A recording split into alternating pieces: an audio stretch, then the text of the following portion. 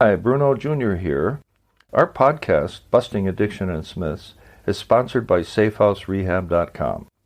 SafeHouse believes that traditional treatments fall short of the needs of clients who face the modern problems of addiction. Modern problems need modern solutions. Multiple addictions, multiple relapses, multiple triggers, and cheaper and more powerful street drugs set up unprecedented challenges facing treatment centers. What is needed is a more sophisticated approach, a better way forward. There are 3 reasons to choose our progressive modern treatment program. 1, a more sophisticated intake process. 2, technology proven to enhance recovery. And 3, the most robust aftercare program in our sector. To learn more, visit us at SafeHouseRehab.com.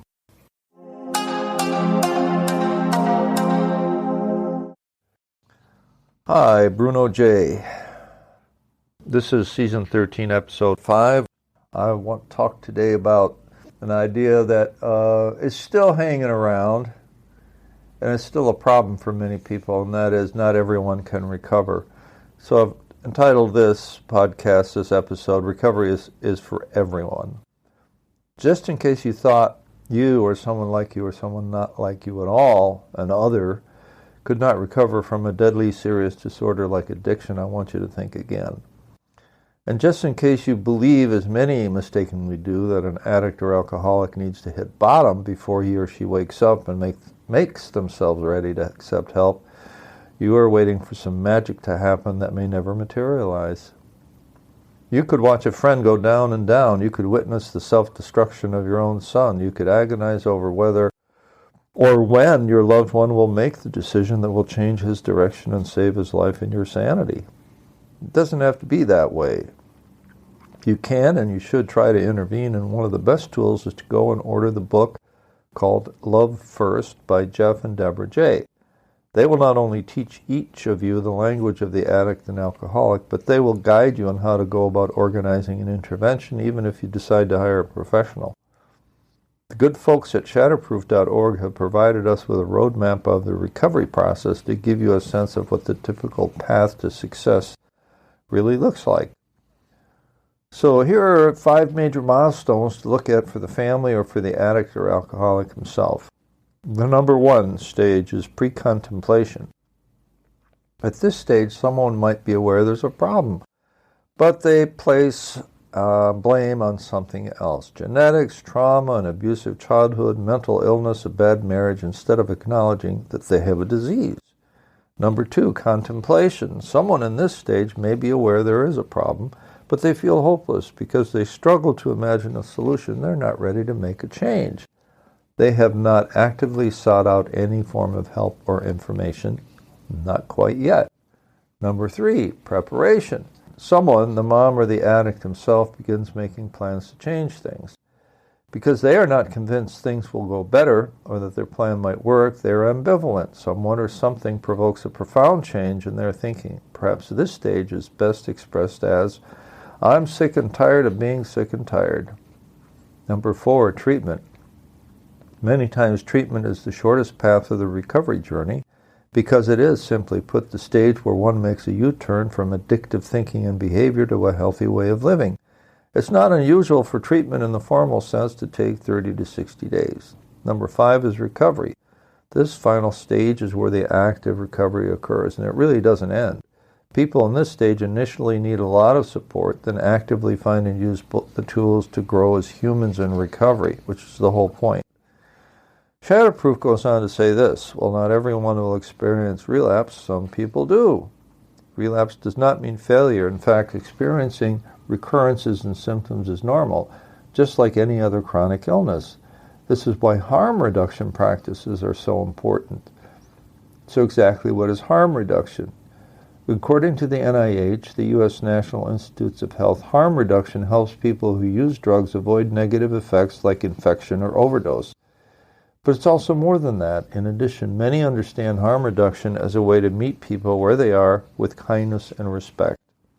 Harm reduction puts people first. This movement is centered on respect and compassion rather than coercion and punishment. There are several core principles, including meeting people where they are, encouraging any positive change, and including people with lived experience of addiction and drug use as leaders and decision makers within harm reduction spaces. Harm reduction is really a soft form of intervention, as it allows people with substance use disorders to create their own goals. For some, abstinence may be their goal. For others, it may be to first reduce use or stop one substance entirely without swearing off others. Goals don't have to strictly apply to substance use and can include things like reconnecting with family or finding stable housing. All kinds of goals for positive change are welcome and embraced in harm reduction spaces. This helps empower patients and increases their chances of success. Many harm reduction programs are currently operational across the U.S. and other countries. Here are a few examples. Naloxone, also known as Narcan, is a safe, easy-to-use medication that can reverse an opioid overdose and save a life in minutes. Fentanyl test strips can help people understand if potent, life-threatening fentanyl is unexpectedly present in their supply of heroin, pressed pills, or cocaine. Syringe services programs, SSBs, give people who inject drugs a place to safely discard syringes and acquire new ones. The majority of SSPs offers referrals to medication-assisted treatment, and new users of SSPs are five times more likely to enter drug treatment programs than those who don't use the programs. So some of this stuff is very effective. Safe consumption sites, for example, called SCFs, or overdose prevention centers, OPCs, provide a legally sanctioned space into which individuals can bring their own drugs and use them under the supervision of a medical staff who are always prepared to administer overdose reversal drugs if necessary. Studies show, again, that OPC clients have an increased likelihood of initiating addiction treatment.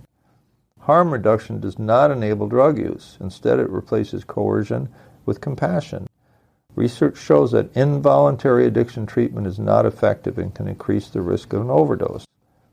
Research also shows that harm reduction programs keep drug use and paraphernalia off the streets. Now that's a good thing. These programs more often than not show a decrease in crime rates and save communities money and some lives. So this is some new thinking that is getting a lot of pushback from reactionaries who still believe that addiction and alcoholism are just matters of morality or character. But the only answers they have are always the same. Throw the book at them. Criminalize all drug use and punish the offenders. Treatment? Treatment doesn't work worth a damn. They will just take their parents' money and go back out there as soon as they're out. And some hardcore addicts will never recover anyway. Let them sleep in the streets for all I care. Of course, these hardliners don't take into account that the majority of those who have recovered successfully have relapsed at least once, and many have done so several times before they got it right. The song goes like this: "It's a long and winding road," and it is indeed for all, and I mean all who end up in treatment or in some form of recovery, outpatient, intensive counseling, or even just walking into a 12-step meeting for the first time with the help of a friend.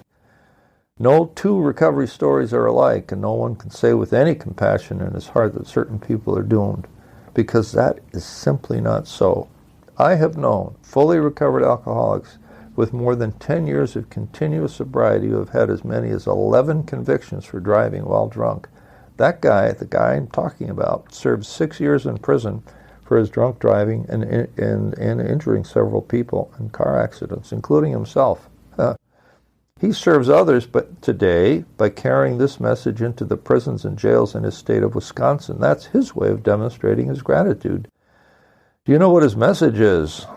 Okay, it's this: if you think you can't get sober and stay that way, think again, because it doesn't matter what you did anymore. You're here paying the price. I'm telling you, anyone can recover, and if I'm doing it, so can you. So what have we learned here today?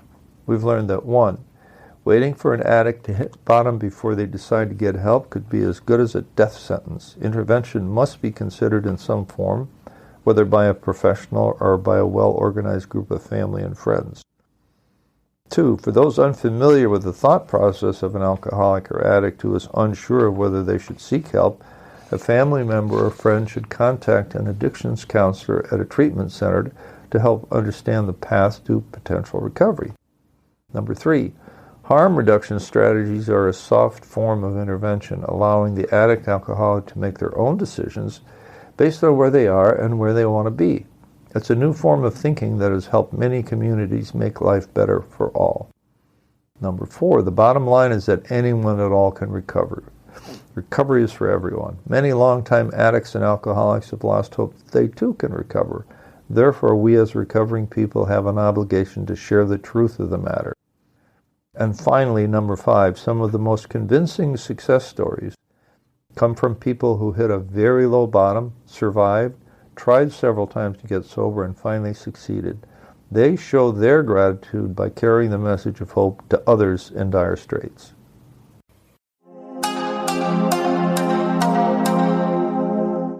Our podcast is sponsored by SafeHouseRehab.com, a modern approach to recovery.